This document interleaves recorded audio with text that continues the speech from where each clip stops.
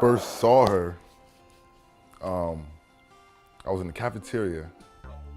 I was in the cafeteria at lunch, and my boy Peanut said, "Yo, this girl Brittany been trying to get with you." So I'm like, let me go see what he's talking about. So I seen her. She had on a green shirt and some black pants, and that was like our first date, I guess, was that morning in the cafeteria at lunch. I was in the 10th grade, long time ago. The story was my friend told me that her boyfriend had a friend and we were supposed to meet up in the cafeteria the next morning at school. And we did. We met in the cafeteria. We were both shy, just kind of said hello. We had a few phone calls, and then one phone call turned into, "You're gonna be my girl, right?" And that's where it started. He had set it up like, we gonna meet that day. So I didn't know who she was. When I walked in and I seen her, I was like, dang, and so we just started talking, and I got her number, and we just been talking. And then after like a couple days, I was like, yeah, I kind of like her, you're gonna be my girl. And she was like, all right. And so, after that, it's just been, it's been on since then, When he was born, he always had this very strong-minded personality. Even as a baby, he had a strong-minded personality. And when he began to grow up and enter into school, that same strong-minded personality just continued to flow about him. He would always challenge his teachers. He would always question specific things because he just needed to have that understanding. He brings a smile upon my face with just a simple little phone call. "Hey, Mom Dukes," as he calls me. And he's just an awesome young man, adult man, just person overall. When Brittany was younger, Brittany was very active. She liked talking on, it was this tape recorder that I bought her. And she would get on that tape because I took her to church. We went to church every Sunday. And she would get on that tape recorder and just preach and preach. And preach, like the old timing type preaching, when the preacher would say something, then he would pause and be like, ah. And she would start back preaching again and ah. I'm like, oh my God. Honestly, I wish I still had a recording of that, but she was really putting it down one Sunday after church in her room. Really holding her recorder, walking around the room, just preaching. I have no idea what she was saying at the time, but she was putting it down in her room that day. The very first time that he met Brittany, and that was in high school. And there was one time when he was in the 10th grade, and it was Valentine's Day. And so he said to me, "Ma, I need to go get a gift for this girl that I like." That's all he said to me. So I'm taking him to the store to pick out some cards, and we went to 4 different stores because he was determined to find the right kind of card and the right kind of gift. So after we get to the 4th store, I said, "Junior, what in the world are you looking for? All of the cards say the same thing. Happy Valentine's Day to the one I love. You're sweet, you're cute, you're da-da-da-da-da." But he was determined, and he had in his heart, in his mind, again, what he was looking for. So he found this big red teddy bear, and the teddy bear had to be about the size of him. So he's walking out of CVS with this card and this big teddy bear that he intended to give to this girl. So that next morning when he got on the school bus, and the fact that he, as a young black man, was willing to get on the school bus and he carried that big teddy bear boldly on the school bus, and he had no shame because he was determined to give it to this girl. So I had told him finally, after getting to know who this girl is, it's just like, okay, I see why he was so determined, because the same independent, strong-minded personality that he has, I see that Brittany has that same type of personality as well. It was just something about the way Junior would always say Brittany's name that I already felt like there's some type of connection that's taking place here. There's something happening here. And then lo and behold, you know, them two really starts dating, and then their relationship went to a whole nother level. I remember when they first started talking, they always on the phone. We always hang out together. He'll always be on the phone with Brittany.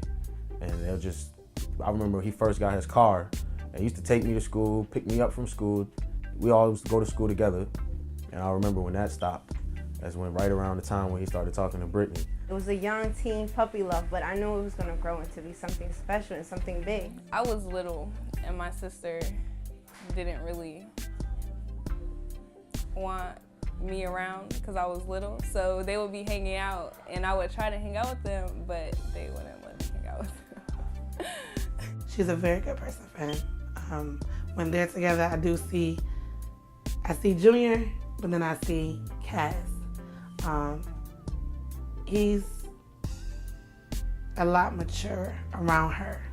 It's almost like she brings a different side of him out. I love his ambition and motivation.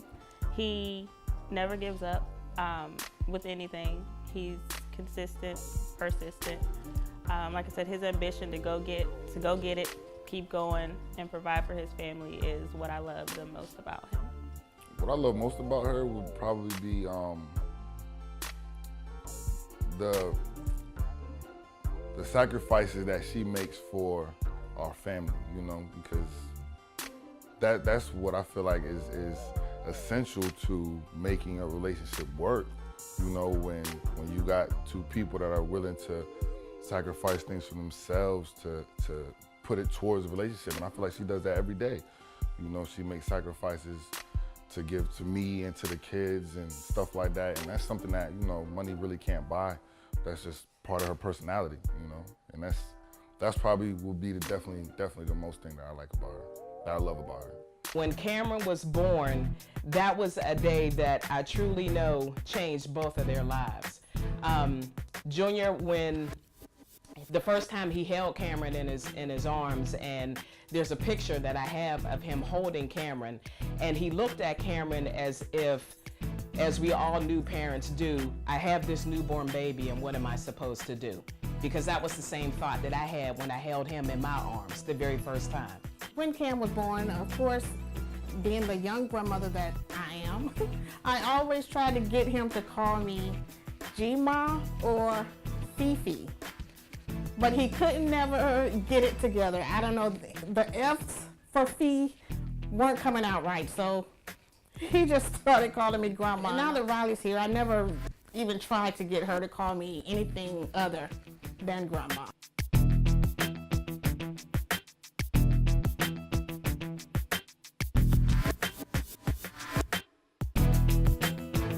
When they then became parents of having my Riley boo, because that little girl is just off the chain.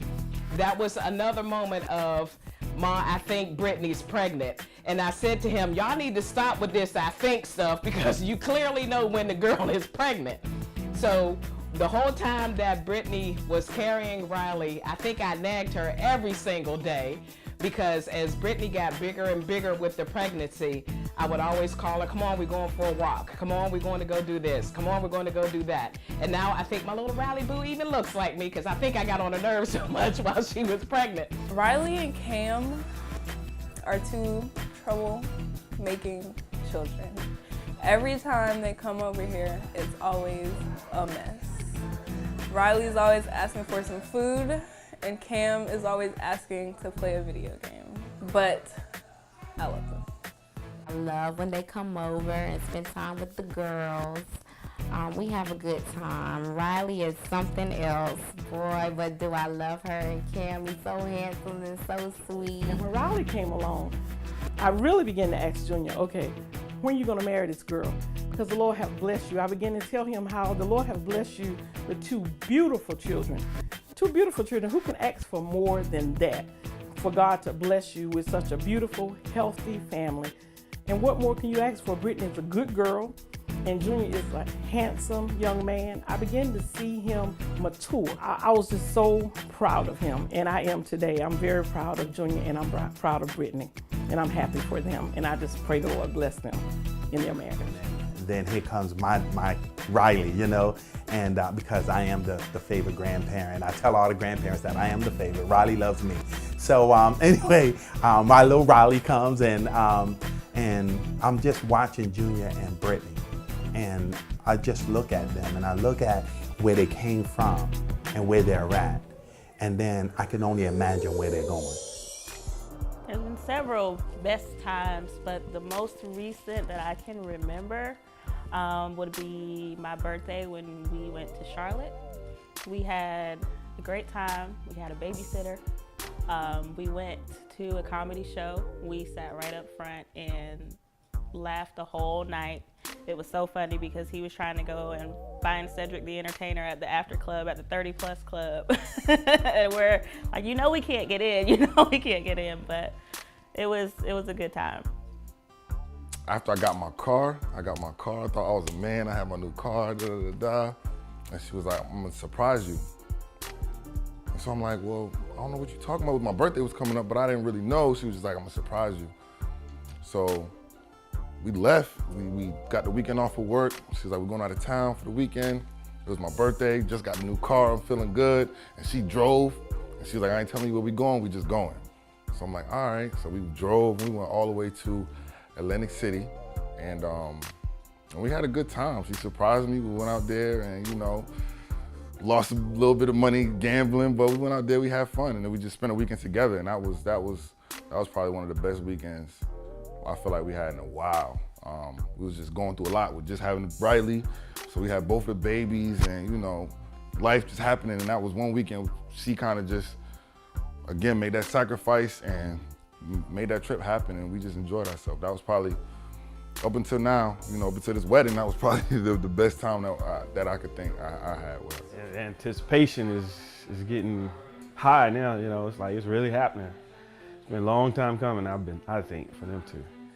They've been sticking together through thick and thin, through good and bad, just like you should going into any marriage, and as you should while you're in that marriage. Somebody's gonna put the ring on the pillow, and then I'm just gonna walk down the aisle, and then I'm gonna give the pillow to the guy in the purple suit, and then the guy with the purple suit is going to get the ring to Daddy, and then Daddy's gonna put the ring on Mommy's finger. Everyone does things in their time and they're comfortable, and I think they did it the right way. I think they're planning it right. They got two awesome kids, that they've had, now they joining as a whole family as it should be through marriage. So yeah, we're all just happy. Growing up, he always was the one who said, no, I'm not gonna get married, or I'm not gonna have kids, and now look at him. Married, 2 kids. I seen it coming. I knew it was coming. They didn't know, but I always told them that they was gonna get married. I knew it. Back in high school, I already knew.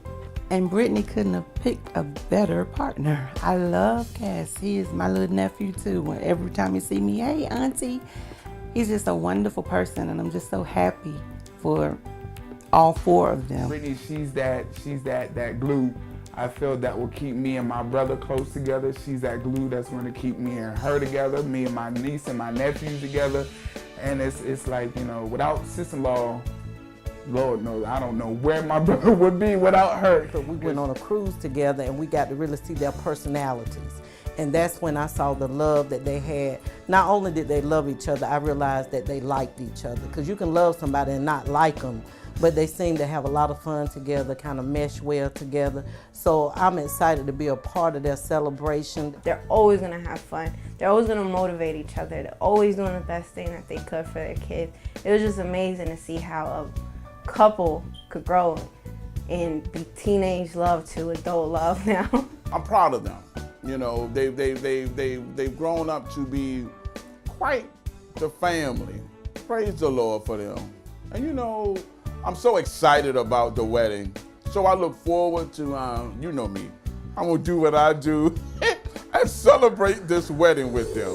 I appreciate everything that he does for us. I like the fact that, or I appreciate the fact that he puts up with my mood swings that I go through. I know I'm not always easy to deal with, but he sticks in there and does what he has to do to get us through. Something I never told her was, up until right now, this moment right here, right now, I was very nervous and second guessing myself as far as moving forward with getting married. Just because I felt it was just a lot of pressure. But up until this moment right here, right now, I feel like it's real, and I'm really excited and happy about doing this, about making this commitment. So I've always felt that way up until right here, right now. You know, this just changed my whole way of thinking about this whole wedding, the whole thing. So that's something I never told her.